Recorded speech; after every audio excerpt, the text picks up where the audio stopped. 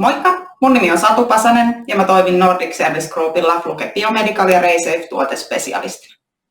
Me ollaan koottu teille videosarja, jossa mä esittelen teille kaikki RaySafe X2 säteilymittarin sensorit ja kerron, miksi kyseinen mittari on täydellinen valinta kuvantamislaitteiden teknisessä laadunvarmistuksessa. Tänään esittelen teille X2 MAM-sensorin, joka on suunniteltu mammografialaitteelle. Sensorin hienous on sen tarkasti suunnitellussa sensoriteknologiassa. MAM-sensori antaa tärkeää tietoa annoksesta ja puoliintumiskerroksesta, eikä sen käyttö vaadi mittaajalta ennakkotietoa mammografialaitteesta. Yhdistä vain sensori X2-laitteeseen ja voit aloittaa mittaukset. Laite ohjeistaa, mikäli tarvitset lisäasetuksia.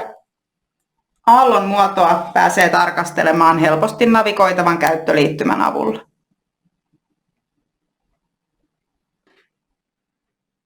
Jos haluat lisätietoa RaySafe-laitteista, niin ota yhteyttä Nordic Service Groupiin ja me autamme mielellämme.